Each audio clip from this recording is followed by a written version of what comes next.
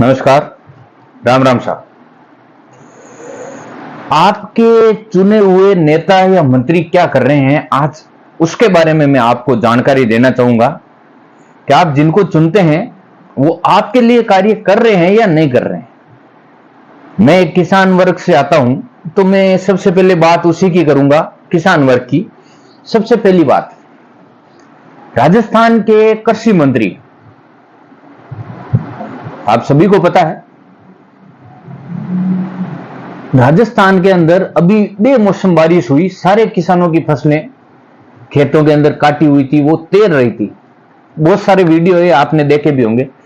बहुत सारी जगह ऐसी कंडीशन हो गई कि यहां इस खेत से दूसरे खेत में पहुंच गई फसलें तैर तैर के पानी में। इतनी बारिश बेमौसम हुई और वो कटी हुई फसलें पूरी तबाह हो गई। सरकार ने एक टोल फ्री नंबर भी दिया, उस पर आप फसल बीमा जिन्होंने करवा रखा है वो कंप्लेन करवा सकते हैं।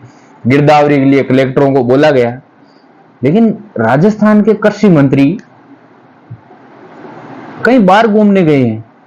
जो राजस्थान का किसान आयोग बनाया हुआ है उसके अध्यक्ष और राजस्थान के कृषि मंत्री कृषि में नवाचार के लिए बाहर विदेश घूमने गए हैं।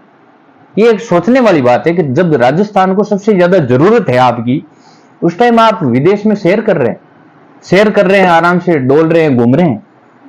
राजस्थान का किसान आपके लिए जरूरी नहीं है क्या? हाँ, माना आप नवाचार करो, क्या भारत के जितने भी साइंटिस्ट है उनके ऊपर आपको भरोसा नहीं है? जो आप डेनमार्क जाके वहां के साइंटिस्टों पे भरोसा कर रहे हो, क्यों भारत के जितने साइंटिस्ट है वो नवाचार नहीं कर सकते? आप नवाचार सीखने तो गए, किसको सिखाने के लिए? किसको सिखाओगे? आपके पता नहीं कितने डेलीगेशन विदेश गए, कितनी सरकारें आई, हर बार गए, उनका कुछ हुआ? कुछ किया या इस जनता के लिए कुछ आपने कि हमने ये सीखा है या हम नवाचार पेश कर रहे हैं, आप ये कहा ऐसे खेती करो, कुछ करवाया आपने?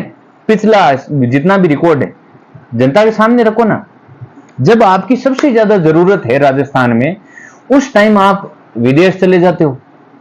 यहां जरूरत है किसानों को मुआवजा मिले, सरकार जल्दी से जल्दी मुआवजा दे ताकि किसान, ये बारिश हुई है बेमौसम, उसकी जो सरकार मुआवजा दे रही है 1 एकड़ पर सिर्फ 8,500 रुपए। 8,500 की खेत में तेई नहीं निकलती है। और ये जितने भी जो किसान आंदोलन चल रहा था उस टाइम जो विरोध कर रहे थे, मैं उन्हीं से पूछना चाहूंगा। खेतों के जो वीडियो देखे ना आपने, वो देख लेना आप। जो किसान आंदोलन का विरोध कर रहे थे वो इसकी वजह से किसान आंदोलन हुआ था। एमएसपी इस वजह से मांग रहे हैं। जो मूंग, आप मूंग की दाल खाते हो ना, कभी छिलके वाली, हमें बिना छिलके की चाहिए, ये चाहिए वो चाहिए, तो शर्म कर लो कुछ। उस किसान को क्या मिल रहा है? एमएसपी गवर्नमेंट की तरफ से 8,000 रुपए से ऊपर है, खाली दिया हुआ है आंकड़ा के इतने से लेना है।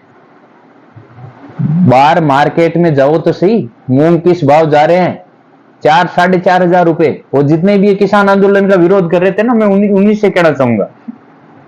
और मंत्री जी और जो विदेश दौरा करने गए हैं किसान आयोग के अध्यक्ष सम्मानीय CR चौधरी साहब, मैं उनसे कहना चाहूंगा यहाँ के किसानों के लिए आप कुछ करो। विदेश जाके नवाचार नहीं, जो खेती खत्म हो गई है उसको बचाने के लिए कुछ करो। सोलर कंपनियों को टेंडर दिलवा के आप जमीन तो खत्म कर रहे हो, नवाचार करवाओगे कहां पे? दीवारों के ऊपर लगाएंगे फिर फसलें? क्या नवाचार?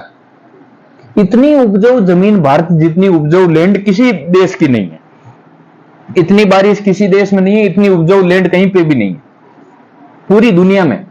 उसके बावजूद भारत के किसान की यह कंडीशन। ऊपर से बोल रहे हो हम सब्सिडी दे रहे हैं। क्या घंटा सब्सिडी दे रहे हो? क्या दे रहे हो आप? कोई सब्सिडी कुछ नहीं है। खरीदना आपको पता नहीं है। एक दुकानदार अपनी डेट, अपनी जितनी भी प्राइस होती है वो फिक्स रखता है। किसान क्या खा गया आपका? उस बेचारे की क्यों कंडीशन ऐसी हो रही है? किसान अपनी फसल का एक फिक्स दाम क्यों नहीं रख सकता? क्यों? क्योंकि सरकारें आप जैसों के हाथ में है। किसान इसी चीज की मांग कर रहा था। और जो शहर में ये बैठे हैं ना, मैं सीधा ओपन कह रहा हूं, जो किसानों का विरोध करते, किसान आंदोलन हुआ था उसका विरोध कर रहे थे, मैं उन्हीं से पूछना चाह रहा हूं। उसमें हमारे वाले भी बहुत सारे हैं जो किसान बनने के साथ में, सीधा सीधा ओपन कह रहा हूं, कच्चे वाले हैं वो सारे के सारे उनसे मैं कहना चाहूंगा, औकात है, आओ ना, आओ खरीदो हमारी फसल। एमएसपी पर हम मांग रहे थे, इसलिए धरना दे रहे थे। एमएसपी का गारंटी कानून चाहिए था हमें, हम इसलिए धरना दे रहे थे। आप आओ ना, आप में अगर औकात है, आओ हमारे से मूंग खरीदो ना। 4,500 रुपए में क्यों बेचे हम? यार समझ में नहीं आता है। आप भारत की एक सबसे बड़े वर्ग, जो भारत की अर्थव्यवस्था में सबसे बड़ा हिस्सेदारी उसी वर्ग की है। आप दीपावली पर पता नहीं कितने सारे पोस्टर देखेंगे, कितने सारे व्यापार के लिए ये देखेंगे, ये खरीद लो, वो खरीद लो। खरीदेगा कौन? किसान ही खरीदने वाला है, क्योंकि ये दीपावली, ये होली, ये उसी टाइम किसान की फसल आती है। ये बनाया भी इसीलिए गया है, हकीकत में देखा जाए तो इसीलिए बनाया गया है ये इतने बड़े त्योहार। नहीं तो त्योहार तो और भी बना लेते ना, और भी बहुत सारे त्योहार उनको बड़ा बना लेते। दीपावली और होली को बड़ा क्यों बनाए? क्योंकि इसी टाइम फसल आती है, किसान के पास पैसा इसी टाइम आता है। किसान से वो पैसा कैसे निकाले, वो यही एक तरीका है।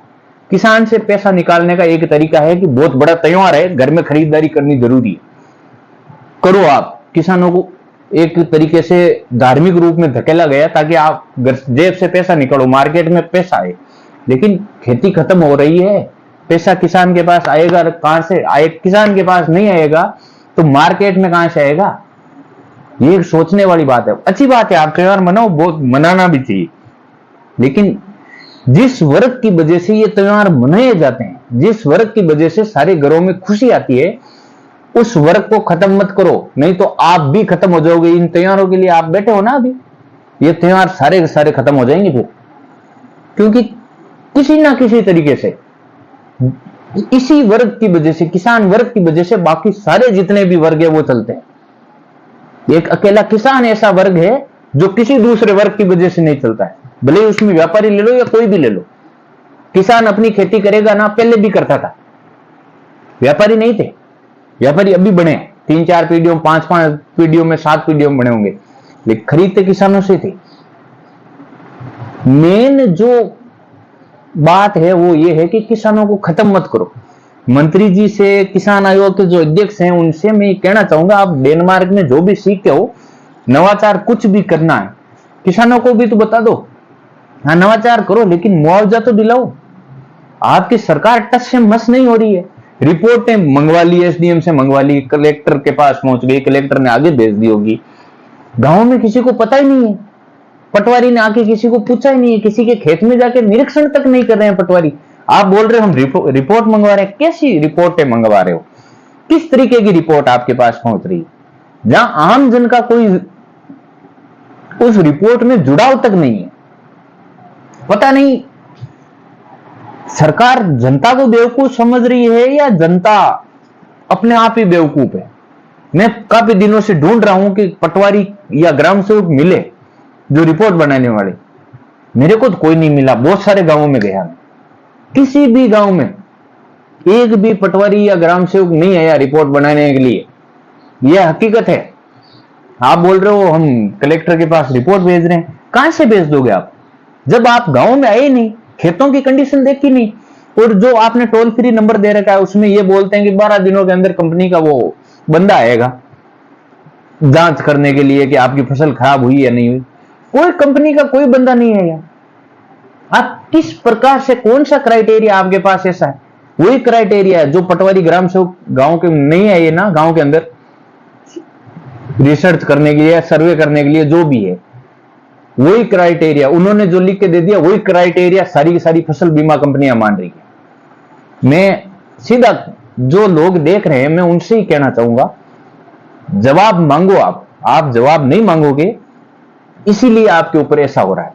जिस दिन आप जवाब मांगना शुरू कर दोगे, आपके सारे कार्य अच्छे हो जाएंगे।